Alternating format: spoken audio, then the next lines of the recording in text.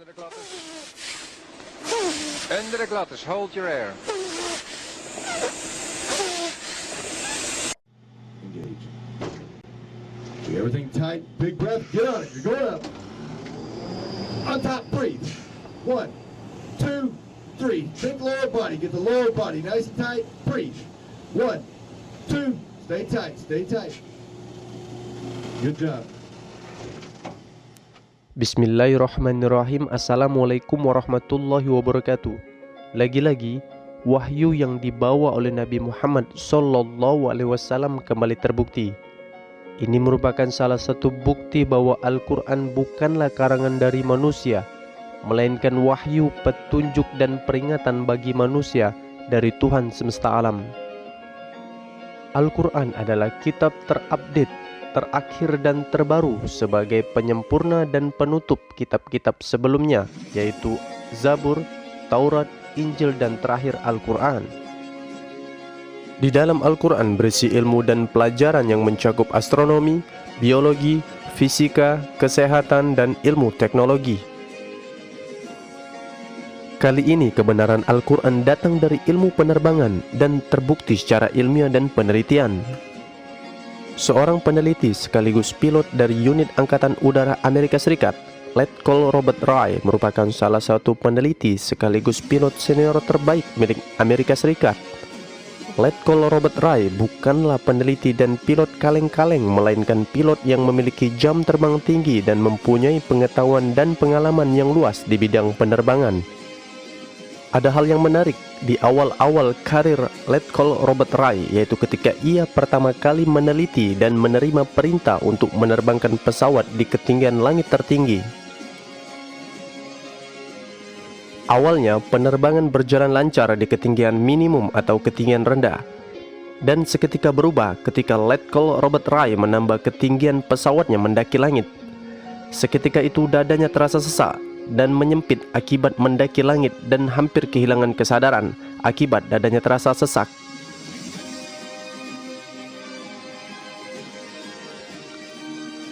Ternyata sistem dan hal ini telah disampaikan oleh Nabi Muhammad SAW 1400 tahun yang lalu melalui Al-Quran.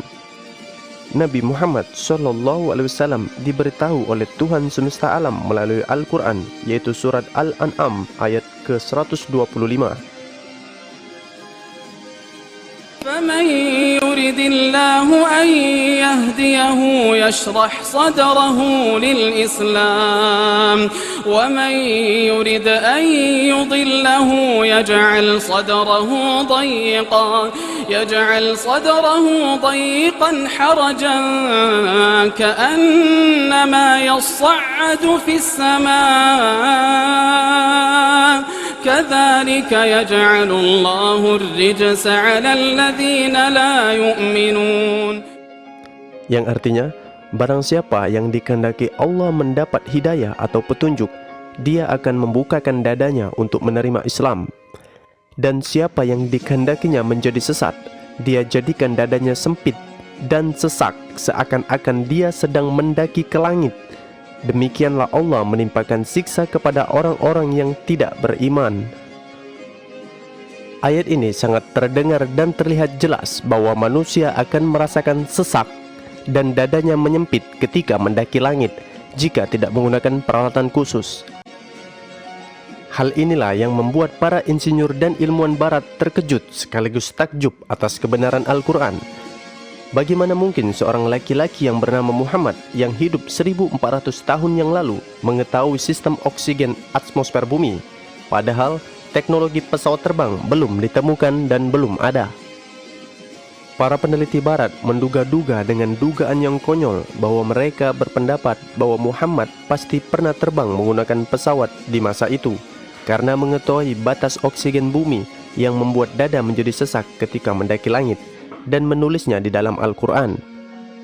Tetapi para peneliti lain tidak sependapat. Bagaimana mungkin Muhammad memiliki pesawat padahal di zaman itu belum ditemukan teknologi pesawat untuk terbang mendaki langit?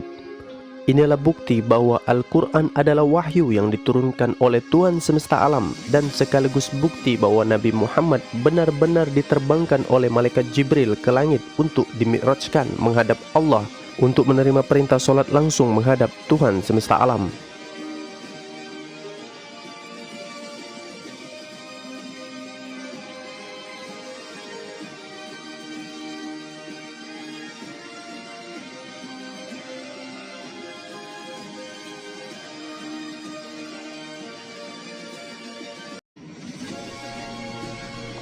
Alright, how it's going to work, I'm just going to breathe normally, stay relaxed. Whenever you're ready, go back on that step, okay? Okay.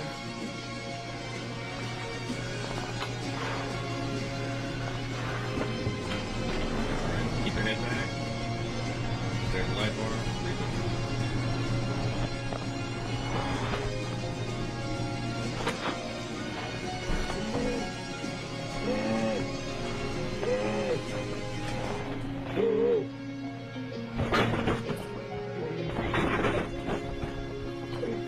You alright, sir? You okay, sir?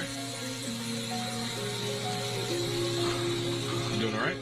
Whoa, yeah. How you feeling? I feel like I was in some sort of fist fight.